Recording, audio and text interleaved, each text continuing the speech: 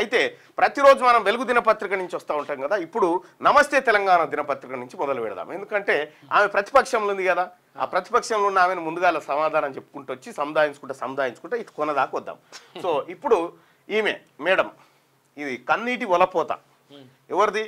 తెలంగాణ భవన్లో బాధితుల గోడు విని భావోద్వేగానికి గురైన మాజీ మంత్రి హరీష్ రావును మించిన యాక్టర్ ఈ ప్రకాష్ రాజ్ వీళ్ళు ఎవ్వరు పనికిరాదు. మంచి మంచి యాక్టర్లు కూడా ఏం పనికిరాదు. ఈ ఫ్యామిలీయే అద్భుతమైన యాక్టర్స్. ఇక్కడ ఏది అప్పుడు పెట్రోల్ డబ్బా చేతిలో పట్టుకొని అగ్గిపెట్టే దొరకలేదని అదో యాక్టింగ్. ఇప్పుడు కన్నీటి వలపోత పోస్తా ఉన్నాడు. ఏందా అంటే తెలంగాణ జనతా గ్యారేజ్ అట, ఇక్కడ బాధితులకు భరోసా రక్షణ ఇవ్వబడును, మూసీలో పారేవి నీళ్లు కాదు పేదల రక్తం, హైడ్రోజన్ బాంబులా ఉంది, అందరినీ నిద్రకు దూరం చేస్తున్నది, బాధితులకు బీఆర్ఎస్ రక్షణ, మా తలుపులు తెరిచే ఉంటాయని హరీష్ రావు అంటా ఉన్నాడు. ఇక్కడ చాలా మంది వాళ్ళ బాధలు వెలిబుచ్చుకుంటా ఉన్నారు. ఏం జరుగుతుందని వెలిబుచ్చుకోవాల్సిందే, ప్రతిపక్షం వినాల్సిందే. కానీ పంపించినాం.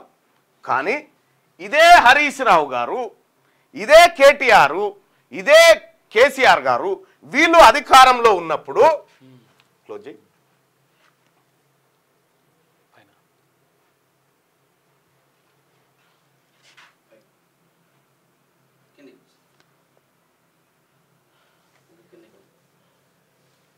ఇగో ఏంది ఇది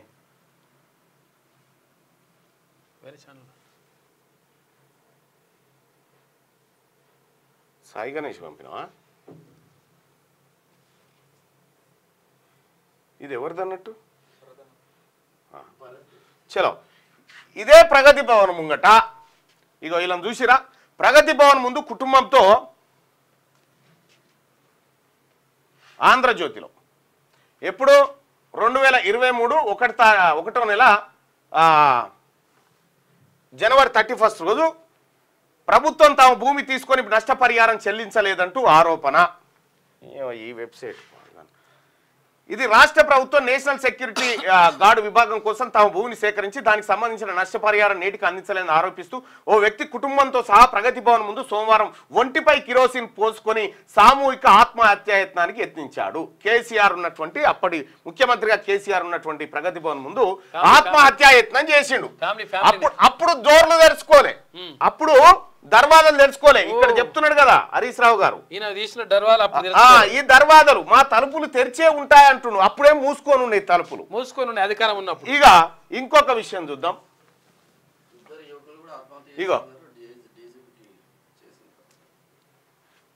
ఇగో ప్రగతి భవన్ ముందు ఏకంగా పెట్రోలే పోసుకున్నాడు.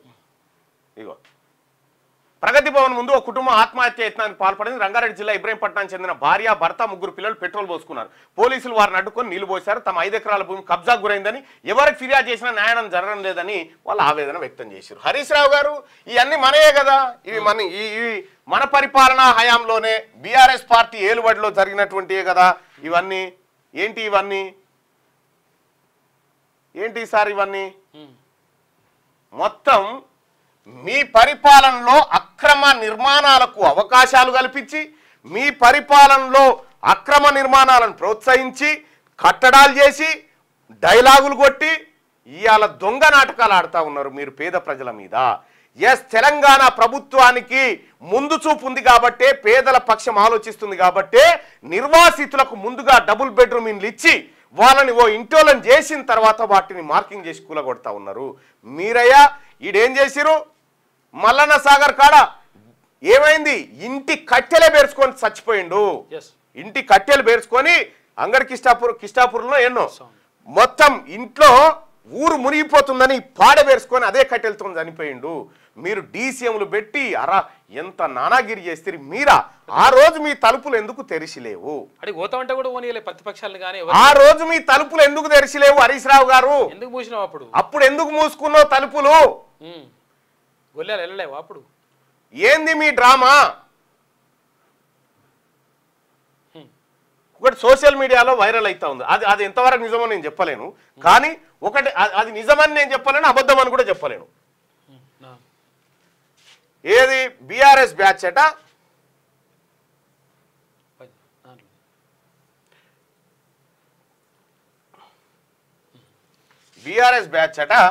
ఇగో రేవంత్ రెడ్డిని కారణం చేసి మాట్లాడిపోయాలి అంతే కదా. అవునా, ఇక కంప్లీట్ గా రేవంత్ రెడ్డినే టార్గెట్ చేయాలి. మీరు నిన్న న్యూస్ లో చూసిరు కదా, మన కొందరు రేవంత్ రెడ్డి కొద్ది బూతులు తిట్టు అలానే మాట్లాడాలంట.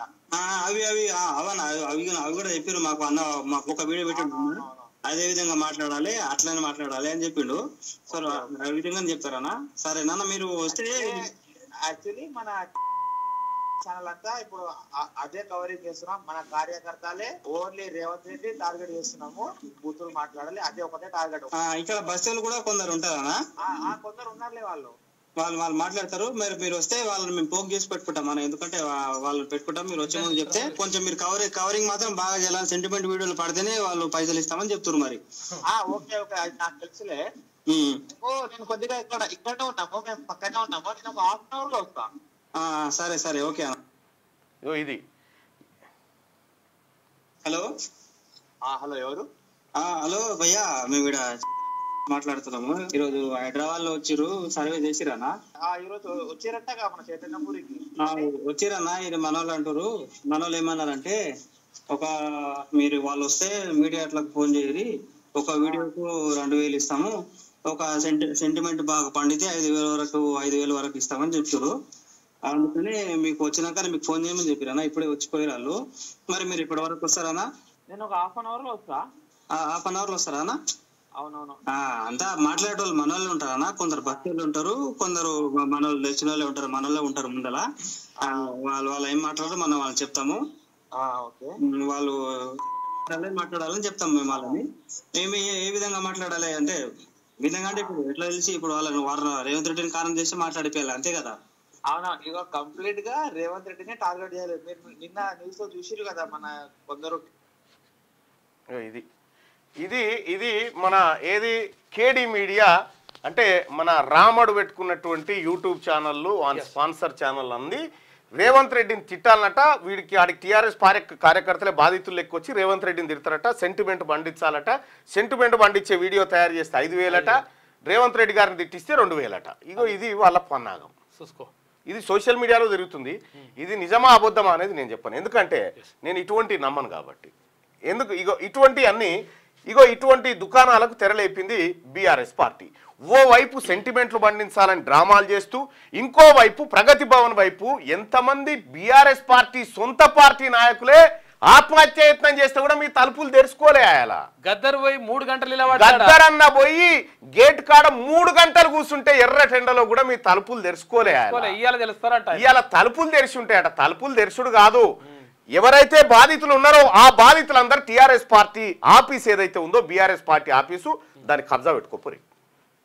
ఇప్పుడు నిజంగా ఎవరు ఏడుస్తురో నిజంగా కూడా ఏడుస్తురు పాపం కొంతమంది. ఈయన హరీష్ రావుది ఏడుపే అంటారా మీరు చెప్పుర్రి, ఒకసారి లైవ్ లో చూద్దాం సోదరులారా. ఈ హరీష్ రావు గారిది ఏడుపే అంటారా, ఒక్కసారి పోల్ పెడదాం. ఇప్పుడు నిజంగా బాధ ఉన్న వాళ్ళది కూడా బాధ నాగా అట్లా డౌట్ వచ్చి దుర్మార్గులు కొంతమంది నిజంగా కూడా ఉన్నాయి పాపం. ఆ పోల్లో పాల్గొనండి. హరీష్ రావు గురించి చెప్తారా ఇంకా? దయచేసి మార్నింగ్ న్యూస్ చూస్తున్నటువంటి మిత్రులారా ఈ లైక్ బటన్ని క్లిక్ చేయండి, అలాగే షేర్ చేయండి. హరీష్ రావు దొంగ కన్నీళ్ళు, హరీష్ రావువి నిజమైన కన్నీళ్ళేనా లేకపోతే దొంగ కన్నీళ్ళా? హరీష్ రావు కన్నీళ్ళు నిజమా డ్రామానా? 6 feet యాక్టింగ్ అట. హరీష్ రావు కన్నీళ్ళు నిజమా డ్రామానా? మీ అభిప్రాయాన్ని షేర్ చేయండి ఓటు రూపంలో. హరీష్ రావు దొంగ కన్నీళ్ళు అనుకుంటే పైన, హరీష్ రావు నిజమైన కన్నీళ్ళే అనుకుంటే కింద. రైట్, ఒక 1000 మంది ఓటింగ్లో పాల్గొన్నారు 1 minute లో. ఒకసారి చూద్దాం. 191% మంది హరీష్ రావి దొంగ కన్నీళ్ళు అని చెప్తా ఉన్నారు. హరీష్ రావు గారి దొంగ కన్నీళ్ళు అని చెప్తా ఉన్నారు. ఇక మీరు మారరు హరీష్ రావు గారు. ఇక జనతా గ్యారేజ్ అని పెట్టినావు, జనతా గ్యారేజ్, మీ ఫామ్ హౌజులు, మీరు పెట్టిన కబ్జాలు, మీరు చేసిన దోపిడీలు అన్నీ ఈ ప్రతి కన్నీటికి కారణం ఇతను ఇలా బామ్మాడిది, ఇలా మామనే. ఈ పేదల కన్నీటికి కారణం వీళ్ళే. క్యూ న్యూస్ ఛానల్లో పనిచేయటకు అనుభవం గల సీనియర్ డిజిటల్ మార్కెటింగ్ వారు కావాలను సంప్రదించవలసిన నెంబర్ 8688926084. qnews@gmail.com ను సంప్రదించండి. లైక్ చేయండి,